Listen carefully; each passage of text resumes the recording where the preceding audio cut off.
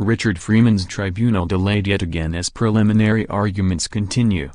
Former British cycling and Team Sky Dr. Richard Freeman's tribunal has been postponed again while the panel of judges continues to hear preliminary legal argument, the Medical Practitioners Tribunal Service has confirmed. The hearing was meant to start at the MPTS's Manchester base on February 6 but was immediately adjourned when Dr. Freeman's legal team made a private application to the tribunal. The nature of that application is unknown but it is thought to be related to Dr. Freeman's mental health and the two parties have been arguing the matter for 10 days.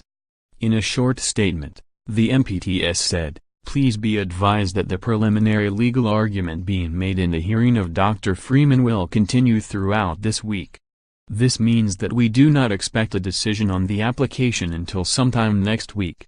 With the panel listening to legal argument all week, the earliest possible start date for the tribunal would be next Tuesday, as the judges would need time to consider the application and the tribunal's clerk would have to write up the decision. Next Tuesday would be day 15 of a hearing that was scheduled to last 20 working days until March 5 but the protracted preliminary dispute has ruled out any hope of finishing this tribunal on time, and it is now inevitable it will need to be relisted for later this year.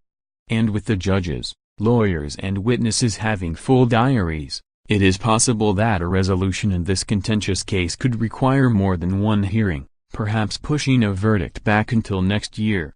This means the speculation surrounding the case will continue throughout the cycling season, potentially hindering Team Sky boss Sir Dave Brailsford's hopes of finding a sponsor to replace the broadcaster when it pulls out at the end of the year. Dr. Freeman is facing several misconduct charges but the most serious is related to a delivery of testosterone, a performance-enhancing drug banned by the World Anti-Doping Agency, WADA, to the National Cycling Center in May 2011, which he then allegedly tried to cover up. The charges are being brought by the General Medical Council, GMC, and it claims Dr. Freeman obtained the 30 sachets of Testagel to administer to an athlete to improve their athletic performance, a charge that would send shockwaves through British cycling if proven. In a statement issued to Press Association Sport, a GMC spokesperson said, "We were ready to open our case on the first day of the hearing and that remains the case now." However, as with any legal proceedings, the defense are entitled to raise preliminary matters, and we continue to assist the tribunal with their consideration of those matters. We remain ready to open our case and are eager to do so as soon as possible.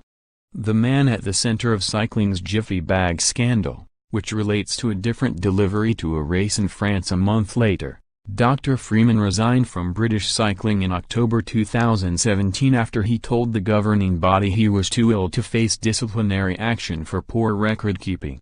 He also failed to appear before a parliamentary inquiry into the Jiffy Bag issue in December 2016, pulled out of interviews with UK anti-doping and did not show up to give evidence on behalf of former GB track sprinter Jess Varnish at her employment tribunal in December. Dr. Freeman, however, has denied all doping charges in the past and is understood to want to defend himself against the threat of being struck off.